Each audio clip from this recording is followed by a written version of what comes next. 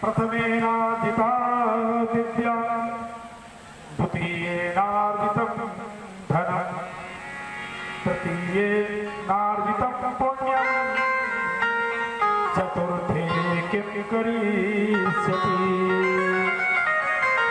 प्रथमेनार्जिता विद्या, बाल्यावस्था में आपने विद्या ग्रहण नहीं किया। द्वितीयेनार्जितं धनं, युवावस्था में आपने धन नहीं कमाया। तृतीयेनार्जितं पुण्यम, और प्रौढ़ावस्था में आपने धर्म का आचरण नहीं किया, धर्म नहीं कमाया। चतुर्थे किं करिष्यति, चौथी अवस्था में आप कुछ नहीं कर पाओगे। काश स्वास्थ्य कायास कंठल घुरघुरा लेते, गठिया आराम पकड़ लेगा, खांसी दमा हो जाएगा, आप कोई धर्म का आचरण नहीं कर पाओगे। तो उसी प्रकार से मृग की योनि में भरत जी पश्चाताप कर रहे हैं कि मेरा इतना सुंदर मानव का शरीर था, दिव्य शरीर था, मैंने गंवा दिया मृग के मोह में फंस गया। अब ऐसा नहीं होगा। अब बलो न सानी अबना न सही। तो मृग की योनि में ही गंडकी नदी में खड़े होकर के आधे पानी में मृग बने हुए भरत जी भगवान के नामों का मानसिक जाप कर रहे हैं। और जप करते करते करते करते वह शरीर उनका छूट गया और उनके सूक्ष्म जो है आत्मा निकल करके बाहर चली गई प्रभु के चरणों में। अगला जन्म उनका फिर जो है अंगिरस गोत्र में हुआ।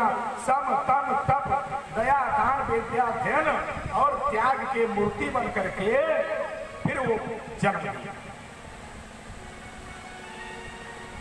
जहाँ तक संस्कार किया, थोड़े बड़े हुए, 8 वर्ष के हुए, यज्ञोपवीत संस्कार किया। इसके बाद उनके पिताजी ने कहा कि बेटा अब तो गृहस्थ आश्रम में प्रवेश कर। कहे जो है पिताजी ने कहा बेटा तो गृहस्थ आश्रम में जाने लायक हो गया है। ना पिताजी, ना पिताजी, अब लो न सानी अब बना न सही हो। अब पूर्व में जो हुआ सो हुआ, अब मुझे विवाह शादी कुछ नहीं करना है, मुझे गृहस्थ नहीं बसाना है, मुझे आनंद लेना है केवल प्रभु का दास बन करके, नैष्ठिक ब्रह्मचारी बन के जीवन मुझे ऐसे ही बिताना है। और भरत जी घर छोड़ छोड़ के निकल गए। अपने पिता ऋषभदेव, अपने पूर्व जन्म के पिताजी थे ऋषभदेव जी, मैं ऋषभदेव जी की तरह अवधूत वेश धारण कर लिया, लंगोट धारण कर लिया, लुंगी लगा लिया और हमेशा खेत खलिहान टहलते रहते, विचरण करते रहते, यत्र तत्र सर्वत्र। एक दिन वो विचरण कर रहे थे, डकैतों के सरदार में काली जी को बलि देने के लिए, मानव बलि देने के लिए कहा ऐसे व्यक्ति को खोजो जिसका शरीर हिष्ट पुष्ट हो, स्वस्थ हो, रोगी न हो और जिसके शरीर में कोई कटे पिटे का स्थान निशान न हो। हम उसे बलि चढ़ाएंगे तो भद्रकाली प्रसन्न होगी, तो हमें सिद्धियां प्राप्त हो जाएंगी। अब डकैतों के सरदार ने आदेश किया, डकैत इधर उधर खोजने लगे यत्र तत्र और कोई दिखाई नहीं दे रहा जिसका शरीर हो जिसको पकड़ते उसके शरीर की जांच करते, कहीं न कहीं जीवन में चोट सबको लगता है भाई। जो गृहस्थाश्रमी होगा उसको तो चोट लगेगा ही। अब खोजते खोजते चले जा रहे हैं, एक जो है वन के मार्ग में इधर उधर विचरण कर रहे थे, भरत जी दिखाई पड़े, उनको पकड़ा कि हट्टा कट्टा मोटा ताजा मानुष दिखाई पड़ रहा है, पकड़े। अब उनके शरीर का जांच किए, नीचे से ऊपर तक कभी कोई कटे पीटे का चोट चपेट का निशान नहीं था। अरे भाई, जब कोई बाल्यावस्था से लेकर युवावस्था तक कुछ किए ही नहीं तो चोट कहाँ से लगेगा? एकदम सुकोमल शरीर था, सर्वांग सुंदर था। पकड़ लिए, चलो चलो हमारे सरदार ने बुलाया है। कहाँ भैया? कह ले चलो। ले गए, खूब बढ़िया उनको नहला धुला के नए नए वस्त्र पहनवाए गए। अब उसके बाद भद्रकाली के सामने पूछा कि तुम प्रसन्न हो? तो कहे मैं तो सदा प्रसन्न रहता, मुझे अप्रसन्नता किस बात की होगी? न मैं कामी हूं, न मैं क्रोधी हूं, न मैं लोभी हूं, न मुझे किसी संसार का मोह है, तो मैं अप्रसन्न कैसे होऊंगा? तब बढ़िया है। अब एक बलि चढ़ानी हो गई है। अब भद्रकाली देख रही थी, माता माता तो माता है, या देवी सर्वभूतेषु मातृरूपेण संस्थिता, माता तो दया की मूर्ति है। देखा कि आप पापी जो डकैत ये भले मानुष को ले आए तो भगवान के परम भक्त हैं। और जैसे ही डकैतों के सरदार ने खड्ग उठाया मारने के लिए, भद्रकाली की मूर्ति फूट गई और उसे प्रकट हो गई। प्रेम बोलिए काली मैया की, चंडिका मैया की। और उन्होंने देखते देखते समस्त सरदार के सहित समस्त डकैतों को, दस्युओं को मार डाला और अंतर्ध्यान हो गई। जातो राखे साइया मार सके ना कोई, बाल न बाका कर सके जो जग मेरी हो। धर्म की रक्षा हुई, भरत जी अपने गंतव्य की तरफ चल दिए। और उसी समय सिद्ध सौवीर देश का राजा रहुगर तत्व ज्ञान लेने के लिए, गुरुमंत्र लेने के लिए, दीक्षा लेने के लिए वह गंगा सागर जा रहा था। कपिल भगवान के चरणों, कपिल जी के आश्रम गंगा सागर जा रहा था। रास्ते में कुम्हार ले जा रहे थे पालकी से, पालकी में वजन अधिक था और इधर उधर एक बूढ़ा उसमें जो है कुम्हार था ढोने वाला, सोचा कोई दिखाई देता थोड़ी देर पकड़ लेता राजा साहब के इस पालकी को, मैं विश्राम कर लेता, उसके दूसरे पे दे दूंगा। सामने से यही चले आ रहे थे, जब भरत जी देखा, कहा भैया भैया थोड़ी सहायता कर दीजिए, एक पालकी पकड़ लीजिए। भरत जी को लगा कि एक पीड़ित व्यक्ति है, इसकी सहायता हमें करनी चाहिए। ले लिए पालकी। पालकी भी चलाने का, ले जाने का, ढोने का एक सिस्टम होता है।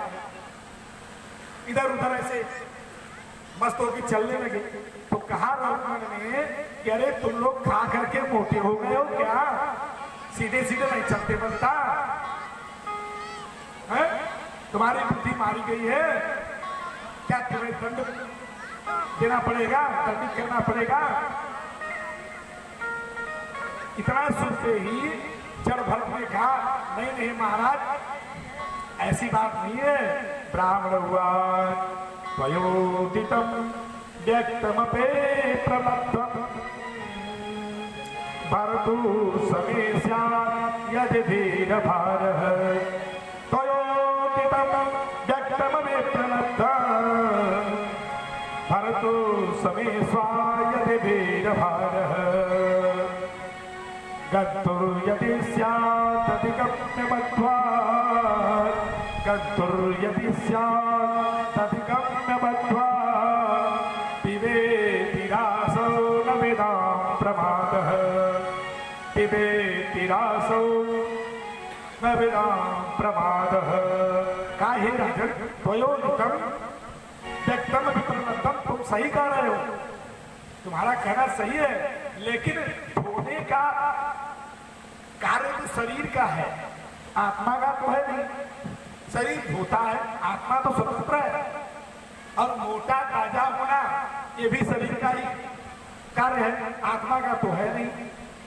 तो आप किसको दंड दोगे? इस हाड़ मांस के बने हुए शरीर को दंडित कर सकते हो, इतना कहते ही रघुवर ने सोचा कोई साधारण व्यक्ति नहीं लग रहे हैं।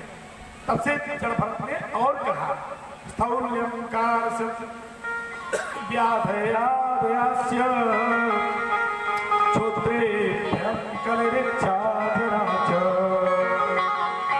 निद्रारतिर्मन्युरहं मदः शुचौ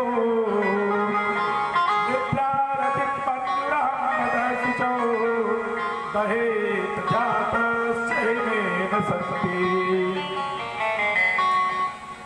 दहेत जातस्य हि सन्ति। कहा स्थौल्यम कार्य मोटा होना तगड़ा होना, अरे ये शरीर का ही काम है। कह उन सभी नियमित रूप से ये दोनों बातें देखी जाती है जो अहंकार से युक्त है। तो मैं तुझसे भी मरे हूं तो तुम मुझे दंडित क्या कर पाओगे। इतना सुनते ही रघुवर ने कहा भाई भाई पालकी नीचे रखो, पालकी नीचे रखो। रख दिया। अब बाहर निकल कर देखा अतुल तेजस्वी दिव्य ब्रह्मचारी नैष्ठिक ब्रह्मचारी संत स्वरूप उनके तेज को देख करके रघुवर डर गया। कहा आप कौन है भगवान, मैं आपको पहचान नहीं सका। अरे कहीं आप ब्राह्मण तो नहीं है, क्योंकि ना हम विसंगे सुरराज भद्र नात्र शूलानयमस्य दंडम ना हम विसंगे सुरराज भद्र नात्र शूलानयमस्य दंडम नागरिकसोमो निलभेत पात्रा नागरिकसोमो नलभेत पात्रा श्रृंगे ब्राह्मकुलावमाना श्रृंगे ब्राह्मकुलावमाना नाम संजय सुरराज भद्र। क्योंकि यदि आप ब्राह्मण है तो बता दीजिए, क्योंकि नाहम विसंजय सुरराज, न मुझे डर है इंद्र के पत्र से, न तक्षशूला न यमस्य दंडम, और न मुझे शिव के त्रिशूल से डर है, और न मुझे नागेर की शोभो निर्मित माता, न मुझे अर्क यानी सूर्य से सोम माने, न मुझे इंद्र से, और न मुझे चंद्र से, न मुझे वायु से, न मुझे कुबेर के अस्त्र शस्त्रों से डर है। क्या मुझे डर है? के भीषम ब्राह्मकुलावमाना। अगर मुझे डर है तो ब्राह्मण कुल के अपमान से। कहिए ब्राह्मण तो नहीं है। हाथ जोड़ करके रघुवर चरणों में गिर पड़ा और भरत जी ने अपना परिचय दिया। हे राजन सही कह रहे तू, मैं ब्राह्मण ही हूँ, मैं ब्राह्मण ही हूँ, मैं अंग्रेज गोत्र में उत्पन्न हुआ हूँ, मेरा नाम है भरत। मैं इसी तरह से मैं विचरण करता रहता हूँ। पूरा भरतो नाम राजा दृष्टा स्तुत संगबद्ध। पूरा भरतो नाम राजा, पूर्व चरण में भरत नाम का राजा था। दैहिक और पारलौकिक दोनों प्रकार के विषयों से व्यक्त होकर के भगवान की आराधना में ही लगा रहता। तो भी एक मृग की आसक्ति में पड़ जाने से मैं मुंह में फंस गया, लेकिन पुनः मैंने पूर्व ध्यान को स्मरण किया और मैं इस मृग का योनि छोड़ गया। मैं पूरा ब्राह्मण कुल में जन्म लिया, मैं वही हूँ। इसलिए बंधुओं, दुर्जनों का कभी अभिमान न होने पावे, किसी ब्राह्मण के प्रति कोई अपराध न होने पावे, इस बात का आप लोग ध्यान रख सकें। कोटि पद लागे जाऊं, करोड़ पद करने पर भी यदि कोई ब्राह्मण है उसका जो है कभी अपमान फिर भी मत करिए। वो ब्राह्मण है तो ब्राह्मण ही है। जे गुरु चरण भेद सिर धरई, ते जन सकल विभव बस करई। गुरुजनों का सदैव आदर करना चाहिए। और उसी क्षण रघुवर ने जड़ भरत जी को ही अपना गुरु मान लिया और जड़ भरत ने उन्हें ज्ञान दिया, ज्ञानोपदेश दिया।